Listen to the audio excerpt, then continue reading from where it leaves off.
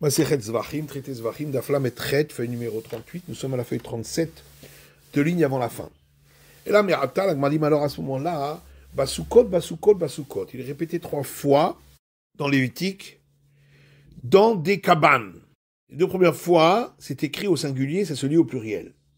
Ane Mikra, Vane Masoret. Là aussi, on va dire, on tient compte de la lecture et de l'écriture.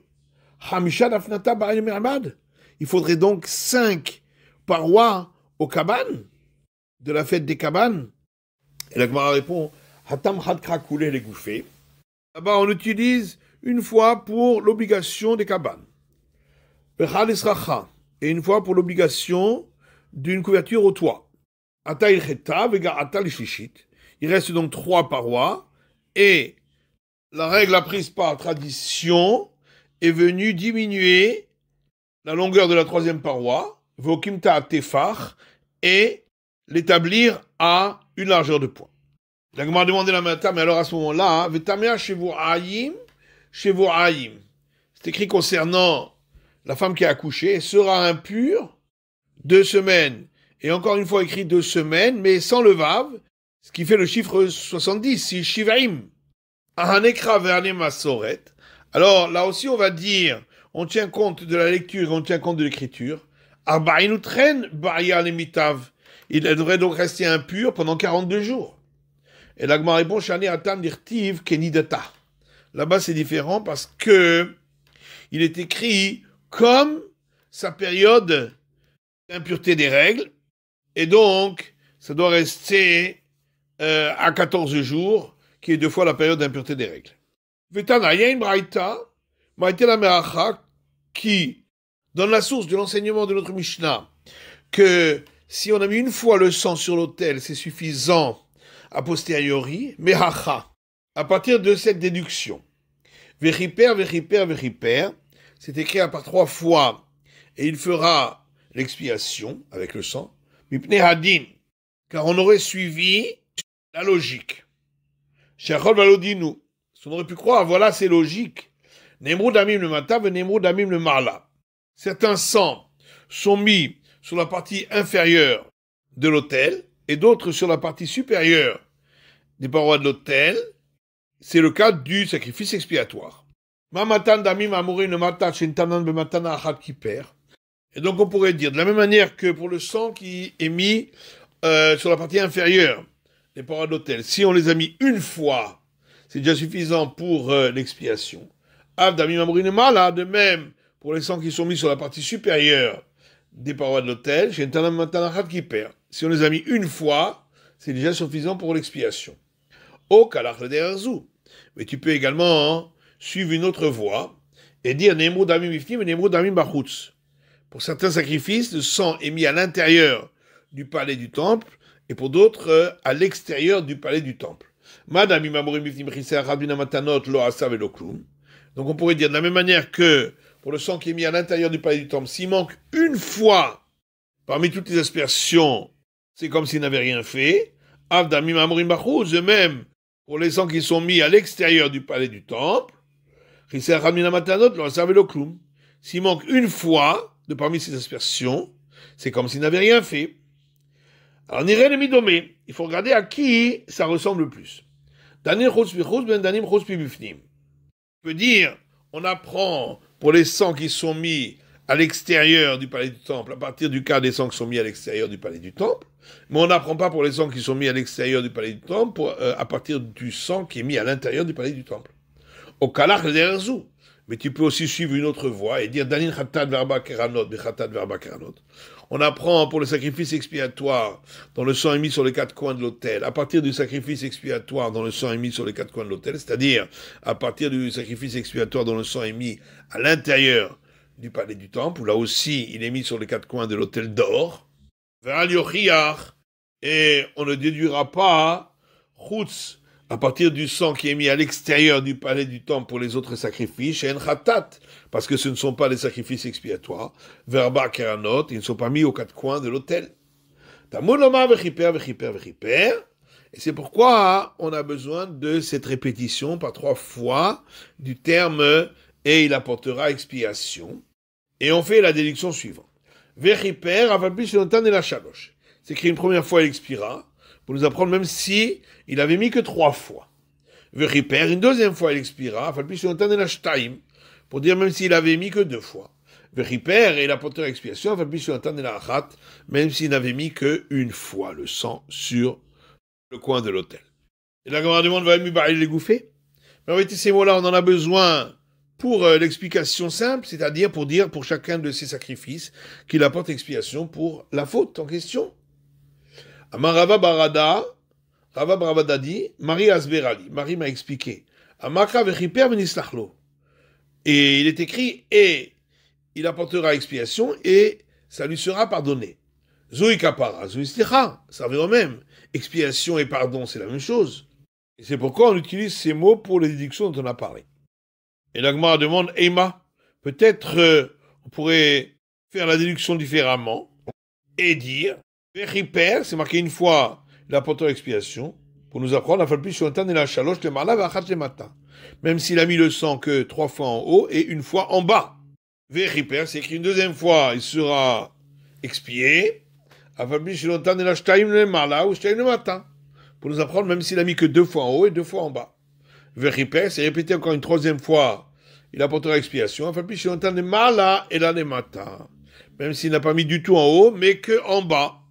Ama, Ravada Bar Yitzhak dit, Imkan bitalta Torah tarba keranot. À ce moment-là, tu as annulé complètement l'obligation de mettre aux 4 coins. Là-dessus, la Gemara dit, Rachamana malivatun. Ben oui, si la Torah le dit, que ce soit annulé. Ama Rava diezeu d'avoir chez Shalosh, et Veomer elu kranot. Puisque c'est répété 3 fois le terme, il apportera expiation. Sur quoi applique-t-on 3 déductions? C'est forcément sur les coins de l'autel, car normalement c'est aux 4 coins de l'autel, et comme c'est écrit 3 fois, on en déduit que 3 ne sont pas rédhibitoires, il en reste un, qui est rédhibitoire. La Gemara demande à Ima Bechiper, et pourquoi on ne dirait pas que puisqu'il est écrit, et il apportera expiation, on en déduit à Fabi Shotan el Achat le Malav et Shalosh le Mata, que ça vient apprendre que même s'il a fait qu'une fois en haut, mais 3 fois en bas aussi. Et on répond qu'on n'a jamais trouvé que le sang doit être mis en partie en haut et en partie en bas. Vélo, la Gemara dit, est-ce qu'on n'a pas trouvé? Vatan, pourtant, on trouve dans une Mishnah, ils amènent au achat le mal avec cheval le matin. Lors du service de Kippour, on faisait l'aspersion une fois vers le haut et 7 fois vers le bas. Et la Gemara répond qu'il est matzlif. En vérité, c'était tout vers le bas. Simplement, il en sait pour que ça tombe en dégradé. Maïke matzif, que ça veut dire en dégradé, Machve Rav Yehuda Keman Gana.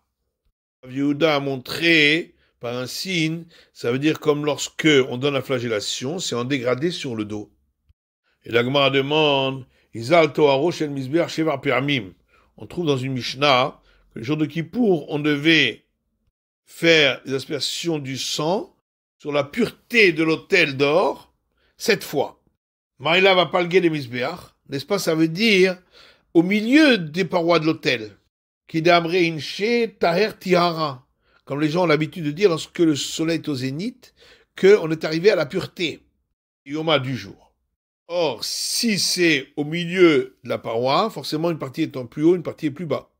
Amar Rava Bar Shila répond, lo agilouye. Non, c'est sur la partie du toit qui est découverte, c'est-à-dire d'où on a enlevé les cendres. Dirtiv, comme on trouve écrit dans l'Exode, ou ke'etzem hashamaim la tohar.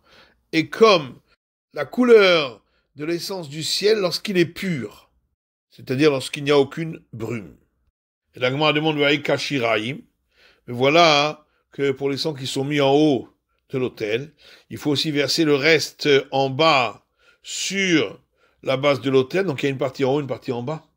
Et la Gemara répond Shiraim lo merakve. Le versement du reste n'est pas rédhibitoire, donc on n'en tient pas compte ici. Vaïka Shiraim apnimim. Ah, mais il y a le reste du sang des sacrifices dont le sang est aspergé à l'intérieur du palais du temple, des cas d'émanement marakvé.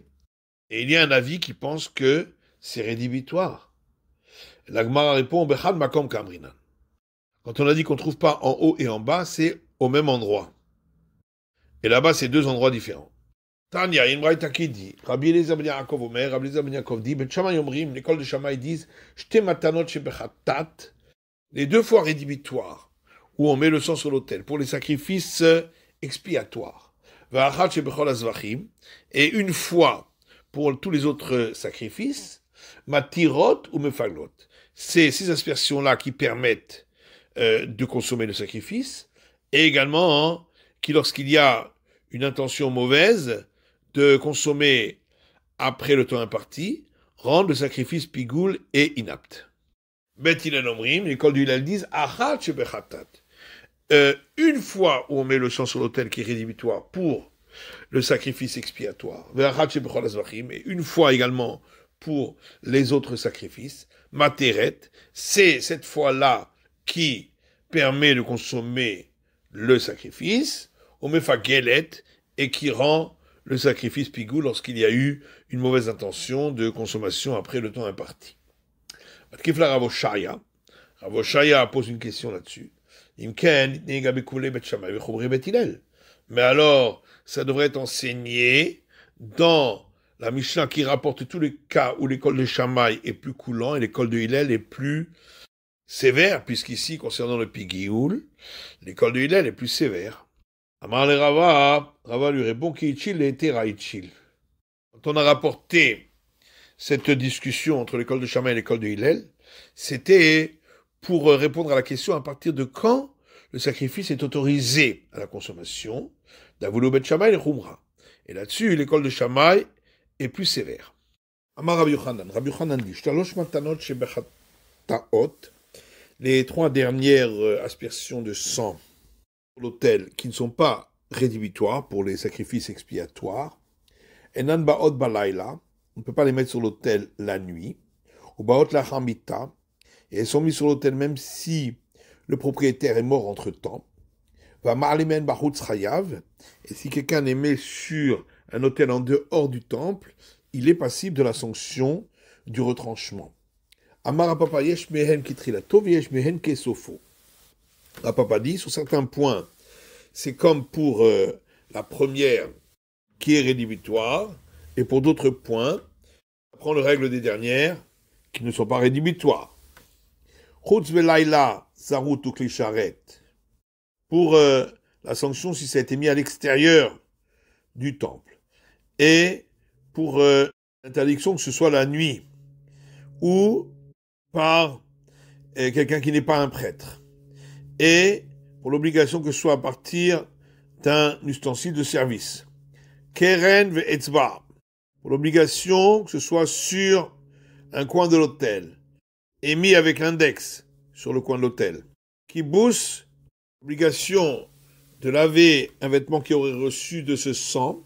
Shiraim et le versement du reste du sang sur la base de l'autel. Kitrilatan, c'est exactement les mêmes règles que la première aspersion qui, elle, est rédhibitoire. Mita, lo sharia, velo mefagla. Par contre, l'autorisation que ce soit fait après la mort et le fait que ce n'est pas ça qui autorise le sacrifice et que une mauvaise intention lorsqu'on le fait ne rend pas le sacrifice pigoul. Velo aïla le gavaï.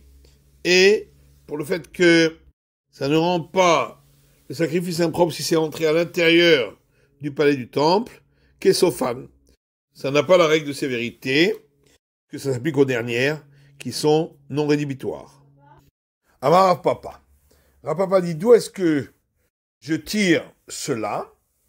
Dites-nan, car il y a une Mishnah qui dit, Nitaz min hatzavar ala beged, si le sang du sacrifice a été projeté du cou de la bête sur un tissu, et notamment kibous, on n'a pas besoin de laver le tissu, puisqu'il n'était pas encore en état d'être aspergé sur l'autel, puisqu'il n'avait pas encore été recueilli dans la coupe. Mina keren ou mina yesod, s'il a été projeté du coin de l'autel ou de la base de l'autel sur un tissu, et notamment kibous, ce tissu n'a pas besoin d'être lavé, puisque l'aspersion avait déjà eu lieu. Ha minara ou le keren, taun kibous. De là on déduit, que le sang qui était apte à être aspergé, s'il est tombé sur un tissu, il faut le laver. Et donc la règle est valable pour tous les sangs qui doivent être mis sur l'autel. Et la Gemara dit, d'après ce que tu dis, Mina Yesod et Notaun Kibous. On a dit dans cette Mishnah que si il a été projeté de la base de l'autel sur un tissu, ce tissu n'a pas besoin d'être lavé. Haminaro il est Sotan Kibous. On va en déduire donc, d'après ce que tu dis, que s'il était apte à être versé sur la base de l'autel et il a été projeté sur un tissu, il faudra laver le tissu. Ketiv. Or, dans le Lévitique, il est écrit, le sang qui sera aspergé, prat lésé chez Kvarouza, donc on devrait exclure ce sang-là, puisque l'aspersion a déjà eu lieu. L'Agma répond à Mani Rabbi Nechemia. Cet enseignement, c'est l'avis de qui? De Rabbi Nechemia. Dites-nous, parce que c'est une Mishnah qui dit Rabbi Nechemia Omer, Rabbi Nechemia dit Shir Adam Shikrivan Bachutz Chayav. Le reste du sang après l'aspersion, s'il a été offert sur un autel à l'extérieur du temple, on est passible de la sanction du retranchement. L'Agma dit de Shamat le Rabbi Nechemia la Inyana Allah. Oui, mais ce que tu viens de dire au nom de Rabbi Nechemia, c'est uniquement concernant le fait qu'il a été monté sur un autel à l'extérieur du temple. Bidedave Aevarim ou Pedarim. Et donc c'est comme les membres et les graisses du sacrifice, qui lorsqu'ils sont montés sur l'autel après aspersion, si c'était en dehors du temple, on est passible de retranchement. Donc ici aussi pour le sang. Mais est-ce que tu as entendu qui dit la même chose concernant laver le tissu qui a reçu de ce sang? C'est la fin de l'étude du Daf Lamed Tet de la feuille numéro 38.